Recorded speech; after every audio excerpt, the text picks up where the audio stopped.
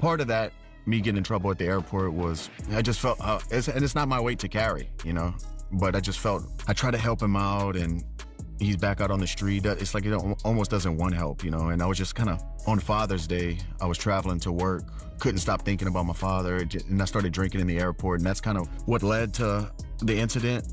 Then I felt that. This isn't just a story about a public outburst. It's a raw confession. Dustin Poirier, a man known for his diamond grit in the octagon, reveals a chilling vulnerability. His Father's Day arrest wasn't random. It was triggered by a profound personal pain. The image of his homeless, alcoholic father, a man he desperately tried to help, gnaws at him. On a day meant to celebrate paternal bonds, Dustin was wrestling with the ghost of a relationship, a burden so heavy it drove him to alcohol. This isn't just about a few drinks in an airport bar. This is about a man reaching for a false comfort, knowing full well it's a poison for him. He admits, with brutal honesty, that he knew better. But the overwhelming feelings of depression, the echoes of his past, pushed him past the point of self-control. This isn't just an incident, it's a symptom. It's a terrifying glimpse into the mind of a fighter unraveling, caught between the desire to help and the despair of helplessness. The fight he was having wasn't with police officers. It was with himself and the demons of his family legacy.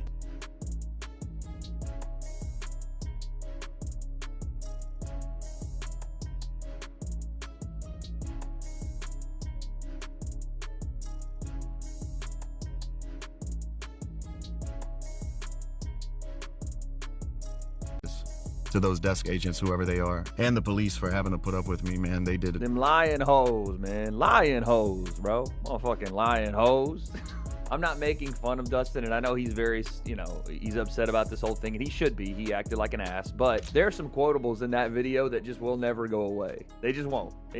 Here we see a Dustin Poirier attempting to grapple with the aftermath of his actions, offering a public apology that's laced with miserable shame. His words are heavy with regret, acknowledging the disrespect he showed to those simply doing their jobs. Yet the viral clips of his outburst, particularly the expletive-laden tirade, continue to haunt him in the public consciousness. The interviewer's perspective here is crucial, not making fun, but grappling with the sheer absurdity of the situation. It highlights the dual nature of public perception for a celebrity athlete, the human struggling with personal demons, and the larger-than-life figure whose missteps become instant memes. Dustin's embarrassment is palpable, a stark contrast to the fighter who once exuded confidence. This moment underscores the profound internal conflict, the desire to right a wrong overshadowed by the indelible mark left by his drunken fury. It's clear this incident is more than just a bad night. It's a public shattering of his carefully constructed image, forcing him to confront uncomfortable truths about himself. Can he ever truly rebuild the trust he's broken? The public apology, while necessary, cannot erase the viral footage. It plays on an endless loop online, a digital scar on his career. Dustin knows he messed up. He knows the world saw it. A lying hose comment, the attempted brawl with officers. It's all there, permanently etched into the internet's memory. This isn't just personal shame, it's professional suicide in the age of social media. The interviewer touches on a key point. Many aren't necessarily laughing at him, but at the sheer absurdity of the situation. The top-tier UFC fighter, known for his composure in chaos, reduced to a drunken spectacle. But for Dustin, the distinction is likely lost. He only feels the weight of judgment. This incident isn't just about a lapse in judgment. It's about the harsh spotlight that exposes every flaw, every moment of weakness, for the world to scrutinize. What happens when your biggest fight is against yourself, and the entire world is watching? The consequences are real, and they are immediate. Dustin's public image, once polished, is now tarnished. Sponsors, partners, even fellow athletes are watching. The UFC, a company built on public perception, must now contend with one of their biggest stars making headlines for all the wrong reasons. The repercussions extend far beyond mere embarrassment. They threaten his livelihood, his future, and the carefully built empire of the diamond. How do you come back from something so fundamentally damaging to your brand and your personal reputation? The road ahead is not just about sobriety. It's about redemption in the unforgiving arena of public opinion. He's already expressed his fear of losing everything. Is he right to be so worried? I just don't want to see it, man. To see myself in that condition, disrespecting police officers, disrespecting workers at the airport, disrespecting myself, disrespect my family. I just don't feel like it's going to benefit me to see that. I got home, deleted all my... So I can understand that, I guess. I mean, Dustin's refusal to watch the video of his own airport meltdown is profoundly telling. It's not merely a desire to avoid discomfort. It's a protective mechanism against a deeper psychological wound. He knows the facts, having pieced them together from his wife and a friend. The raw, unfiltered visual of himself in that state, disrespecting authority, airport staff, and ultimately, himself and his family, is simply too much to bear. This speaks volumes about the depth of his shame and the precarious state of his mental well-being. Watching it could trigger a deeper spiral into depression, a mental state he's clearly battling. The interviewer astutely points out that for someone already going through such difficulties, such a brutal self-confrontation might do more harm than good. It's a defense mechanism, yes, but also a stark indicator of a man barely holding on, clinging to any shred of self-preservation. Why is this specific footage so terrifying to him? This isn't about denial, it's about survival. For many, reviewing a moment of public humiliation can be a step towards accountability and change. But for Dustin, it represents a precipice. He fears that seeing himself at his absolute lowest, completely unhinged, could send him plummeting into an even darker place. It highlights the fragile state of his mental health, the invisible battles he's fighting every single day. The embarrassment isn't just external, it's an internal corrosive force. His wife watched it. His friend filled him in. He knows the ugly details, but the visual confirmation, the stark reality of seeing his own self-destruction, is a bridge too far. This isn't the first time Dustin has faced legal trouble, a fact the interviewer subtly alludes to. The airport incident isn't an isolated event, but potentially a pattern of behavior exacerbated by alcohol and underlying issues. How do you move forward when the past is so painful you refuse to look at it? The interviewer's personal anecdote about avoiding drunk videos resonates, but Dustin's situation carries far greater weight. This isn't just a regrettable night out, it's a public disgrace that jeopardizes his career, his family, and his mental stability. He's chosen to uninstall social media, effectively severing ties with the constant reminders and relentless public commentary. It's a drastic measure, but perhaps a necessary one to protect his fractured psyche. But isolation, while offering temporary respite, can also deepen feelings of despair. How can a public figure heal in private when his biggest struggles have played out on a global stage? The fear of the spiral is real, echoing the core topic. A man in a very dark place, desperately trying to find a way out, even if it means shielding himself from the hard truths. It's kind of murky right now. I think it's still too fresh. I know one big one isn't a sponsor anymore. Oh, you lost a sponsor? Oh yeah, I'm sure I lost a few. I'm waiting to see when the smoke clears who's still with me or not. That day cost me not only embarrassment and embarrassment to my family. The financial fallout from Dustin's airport incident is swift and severe. He bluntly states, "That day cost me not only embarrassment, it cost me a lot of money too." This reveals the tangible, devastating consequences beyond mere public shame. Losing a major sponsor is a monumental blow, a direct hit to his income and future earnings. It's a harsh reality check. Actions have consequences, and in the high-stakes world of professional sports, sponsors demand a certain image. His honesty about losing a few sponsors and the murky state of others speaks to the profound uncertainty now hanging over his career. This isn't just about prize money anymore, it's about the endorsement deals, the external revenue streams that supplement a fighter's earnings, especially as they approach the twilight of their career. The interviewer's perspective is balanced. While sympathetic, there's no denying that sponsors have every right to distance themselves. This moment encapsulates the chilling truth of a situation. One reckless night has irrevocably altered his financial landscape, and potentially his long-term security. Is the price of his breakdown more than he can afford to pay? The weight of lost income and severed sponsorships hangs heavy over Dustin. For a fighter, endorsements are not just bonuses. They are often a crucial part of their financial stability, especially in a sport where careers are inherently short-lived and brutal. The loss of a big one sends a clear message. Public conduct matters, especially when your name is tied to a brand. This isn't some minor contractual dispute. It's a direct consequence of an act of self-sabotage witnessed by millions. The fear of losing everything isn't hyperbole. It's a legitimate concern for an athlete whose entire livelihood is built on their reputation and marketability. How many other lucrative opportunities have vanished with the smoke of that infamous night? The interviewer's nuanced perspective acknowledges the harsh reality. Sponsors are not charity organizations. They protect their brand image. Dustin's actions, however, understandable, the underlying pain were unprofessional and damaging. It's a bitter pill to swallow. acknowledging that his own choices directly led to this financial hardship. He was set up for life, a testament to his incredible career. Now that security feels threatened. The thought of losing potential earnings post-retirement, a time when many fighters struggle, adds another layer of anxiety. How does a fighter navigate such a catastrophic financial blow while also battling internal demons? He expresses hope for his role on the Deepwater show, a potential lifeline, but even that appears uncertain. The documentary-style video would show the immediate aftermath of financial loss. Is this the beginning of a downward spiral or a painful but necessary wake-up call? Or gambling or whatever it might be.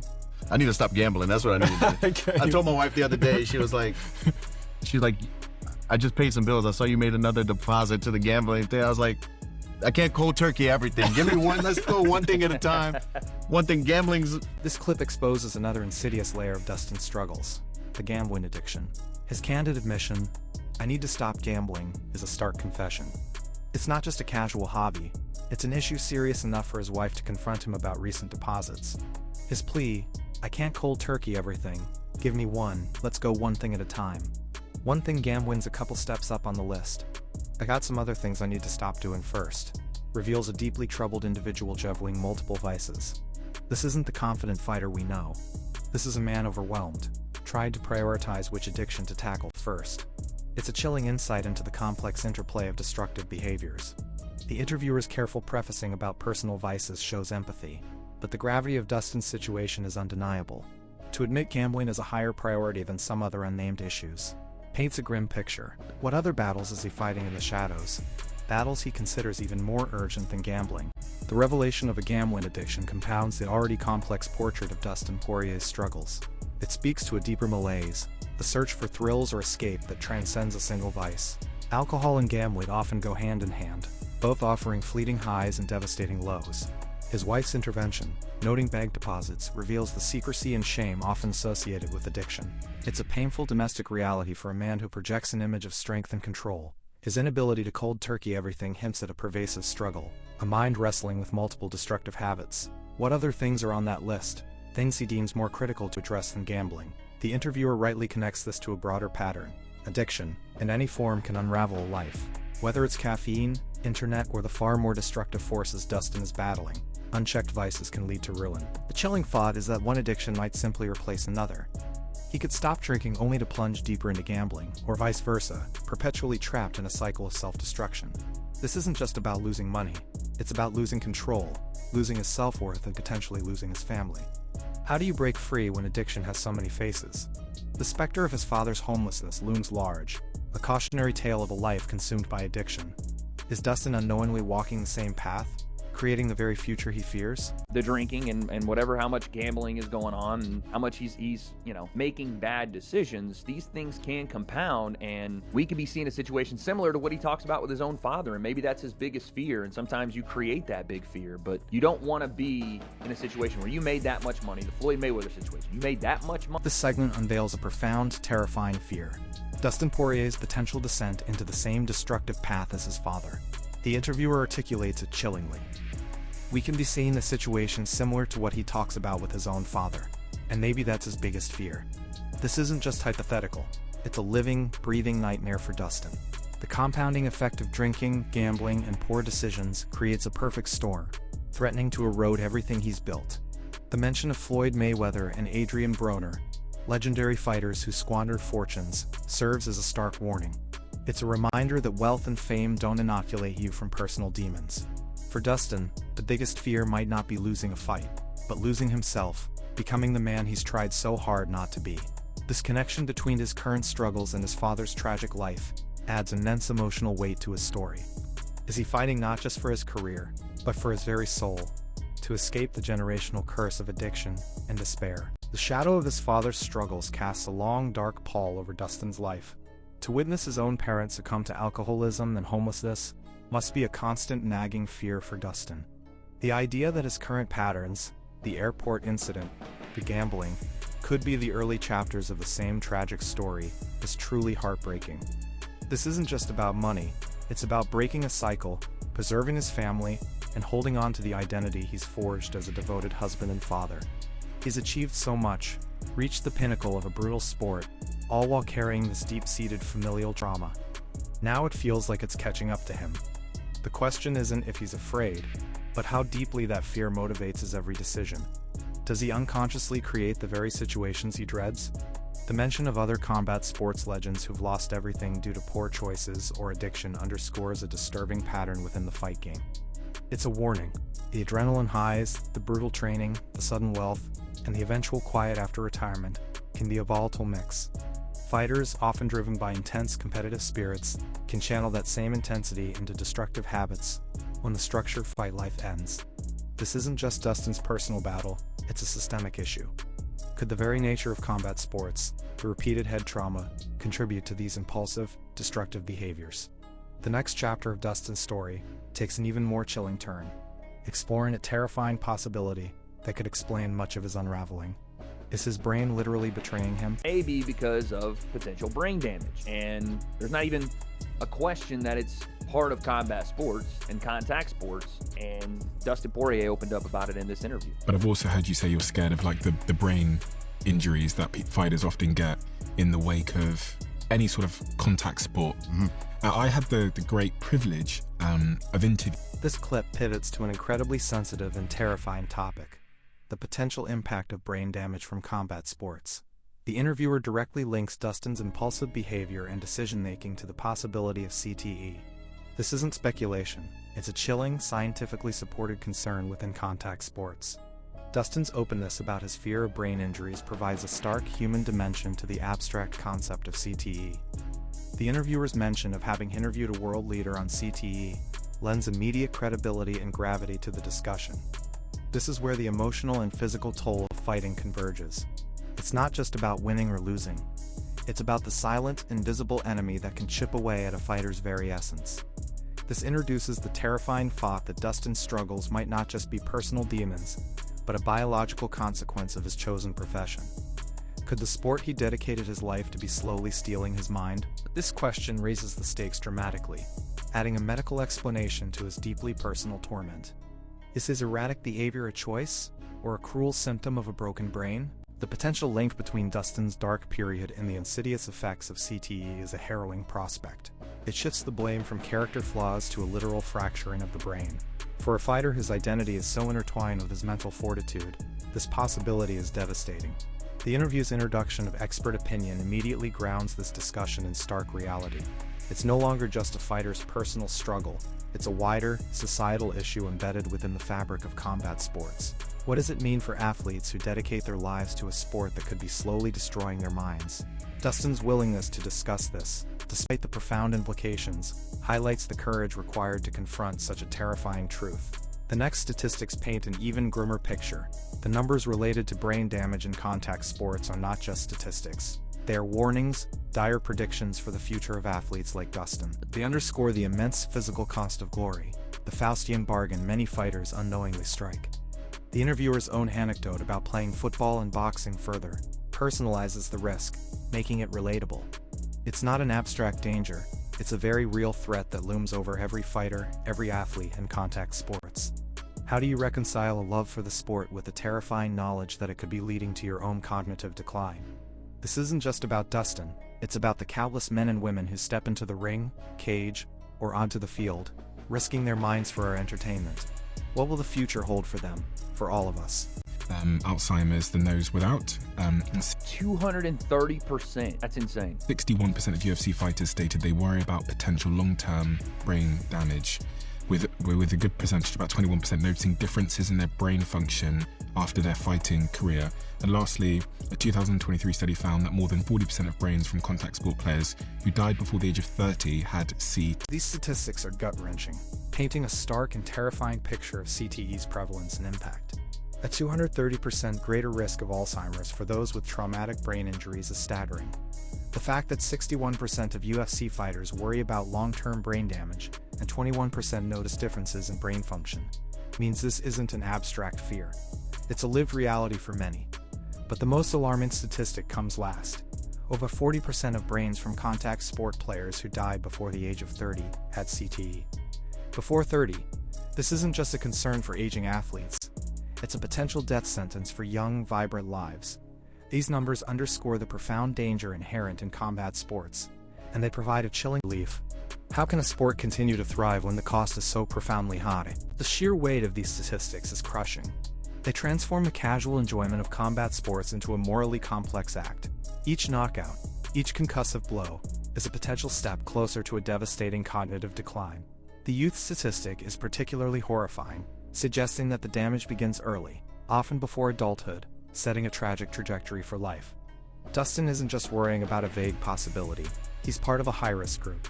This knowledge, coupled with his recent erratic behavior, casts a dark shadow over his future. Could his public meltdown, his gambling, his struggles with depression, all be early manifestations of an irreversible decline? The interviewer's personal revelation about his own reasons for not fighting again underscores the gravity of the situation. It's a fear shared by many who have engaged in contact sports, a silent dread of brain fog, memory lapses, and mood changes. While normal aging can bring similar symptoms, the context of years of head trauma makes it a far more sinister possibility for fighters. This isn't about blaming athletes, it's about understanding the profound, often hidden, costs of their profession. Dustin's decision to lay down his gloves, in part due to his wife's concerns about his behavior, suggests he's acutely aware of these risks. But can he escape the damage already done? What did his own brain scan reveal about the invisible war raging inside his skull? Changes in my brain, but we don't have a passport of Before. or throughout the process. We just have a snapshot of right now of my brain. But the neurologist told me that, it has to be posthumous. You put a chemical in the brain, it releases a protein, if Dustin's disclosure about his neurologist's visit and brain scan is a pivotal, gut-wrenching moment. He reveals changes in my brain, a chilling confirmation that the physical toll of fighting isn't just theoretical. While the neurologist couldn't definitively diagnose CTE in a living person, a crucial, albeit frustrating, medical limitation, the fact that his brain shows changes is deeply unsettling. The absence of a passport of before, baseline scans from earlier in his career, means they can't track the progression, only observe the current state. This uncertainty is almost as tormenting as a definitive diagnosis. It leaves him in a terrifying limbo, knowing his brain is altered but unable to grasp the full extent or future implications. His wife's prior concerns about his behavior now gain a frightening medical context. This isn't just a tough conversation, it's a confrontation with the stark, irreversible reality of his chosen profession. What does it mean for a fighter to know his brain is changing, without knowing how much worse it might get? The weight of changes in my brain must be immense for Dustin. It's a silent, internal battle that no amount of training or willpower can overcome. The inability to definitively diagnose CTE while alive, though medically understandable, adds a cruel layer of suspense. He lives with the knowledge that a ticking time bomb might be inside his head, its future impact unknown. This uncertainty fuels anxiety and depression, creating a feedback loop of mental anguish. The interviewer's reflection on the degenerative nature of such damage, the potential for it to worsen over time, leading to slurred speech, mood swings, and loss of function, paints a truly terrifying picture. How do you plan for a future when your cognitive abilities are on an unknown decline?